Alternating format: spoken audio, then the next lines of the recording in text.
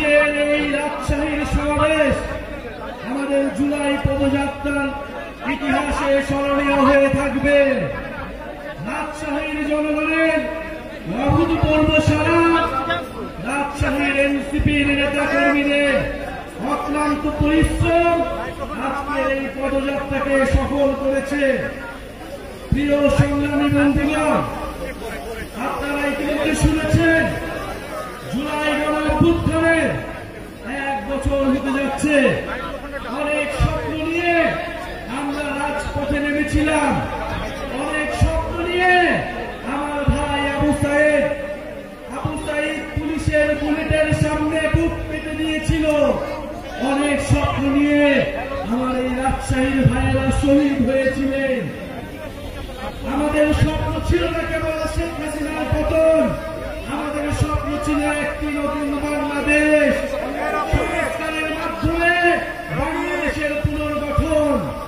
কিন্তু বন্ধুগণ, দুঃখের কথা, 5ই আগস্টের পরে নানান শক্তির ষড়যন্ত্রে সংস্কারের পথ রুদ্ধ হয়েছে। বন্ধুগণ, আমরা স্বীকার করে নিচ্ছি আমাদের ভুল হয়েছিল, আমাদের সীমাবদ্ধতা ছিল, কিন্তু আজকে আমরা আপনাদের সামনে শপথবদ্ধ, এই ভুল আমরা আর করব না, আমরা আর সুযোগ দিব না। এই গণঅভ্যুত্থানকে, যারা এই সংস্কারের যাত্রাকে ব্যাহত করার চেষ্টা করছে, বাংলাদেশের জনগণ তাদেরকে কোনোদিন ক্ষমা করবে না। প্রিয় বন্ধুগণ, 5ই আগস্ট 2024-এ আমাদের লক্ষ্য ছিল ফ্যাসিবাদের পতন, এবার আমাদের লক্ষ্য হচ্ছে বাংলাদেশের পুনর্গঠন। প্রিয় বন্ধুগণ, 5ই আগস্ট আমাদের লক্ষ্য ছিল গণভবন, এবার আমাদের লক্ষ্য হচ্ছে সংসদ ভবন। জয় করেছি, এবার জাতীয় সংসদকে আমরা জয় করব।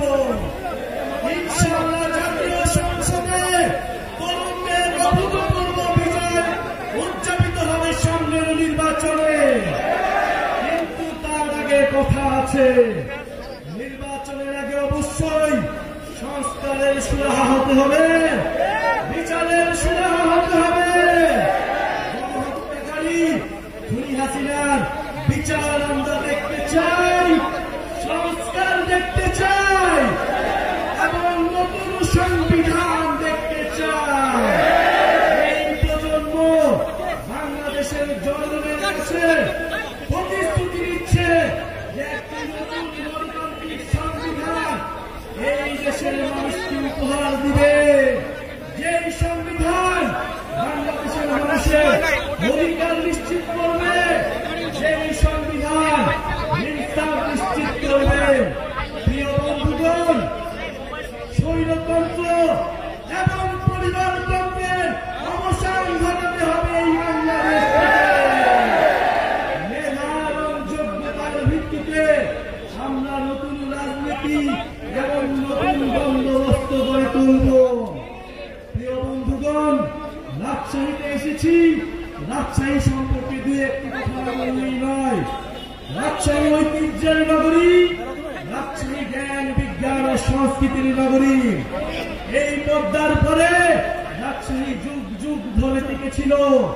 আজকের এই দিনে আমরা স্মরণ করছি মজলুম জননেতা মাওলানা ভাসানীকে, যিনি এই রাজশাহী শহর থেকে ফারাক্কা লং মার্চ শুরু করেছিল। আমরা ঘোষণা করছি, যদি আমাদের নদীর হিস্সা, আমাদের পানির হিস্সা আমাদের বুঝে নিতে হয়, আমাদের সীমান্তকে রক্ষা করতে হয়, তাহলে আমরা আবার লং মার্চ শুরু করব এই রাজশাহী শহর থেকে। বন্ধুগণ, আপনারা প্রস্তুত হন, 3রা আগস্ট শহীদ মিনারে দেখা হবে। জুলাই সনদ, জুলাই ঘোষণাপত্র আদায় করে ছাড়বো ইনশাআল্লাহ। জুলাই কেবল আবেগের বিষয়, যারা বলে জুলাইকে কোনো সাংবিধানিক ভিত্তি দেওয়ার প্রয়োজন নয়, বন্ধুগণ তাদেরকে দেখিয়ে দিতে হবে 3রা সালে বাংলাদেশের জনগণ আবার মুজিববাদের বিরুদ্ধে, আবার মুজিববাদী সংবিধানের বিরুদ্ধে একত্রিত হবে। যারা জুলাইকে সংবিধানে জায়গা দিতে চায় না, যারা জুলাইকে কোন আইন কাঠামোতে জায়গা দিতে চায় না, তারা মুজিববাদের রাস্তা তৈরি করতে চায়।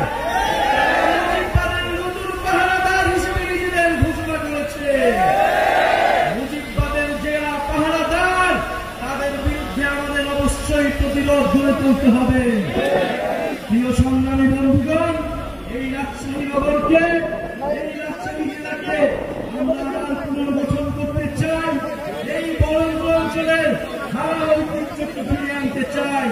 রাজশাহীতে কর্মসংস্থান থাকবে, রাজশাহীতে শিক্ষা থাকবে, রাজশাহীতে চিকিৎসা থাকবে, রাজশাহীতে শিল্পের বিকাশ ঘটাতে হবে।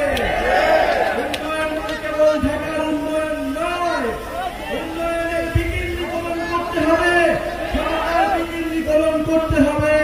এটার জন্যই সংস্কার, এটার জন্যই আমাদের নতুন দেশ, এটার জন্যই জুলাই পদযাত্রা। বন্ধুগণ, আমরা আজকে বিদায় নিব। আমাদের এই জুলাই পদযাত্রার বার্তা নতুন দেশ গঠনের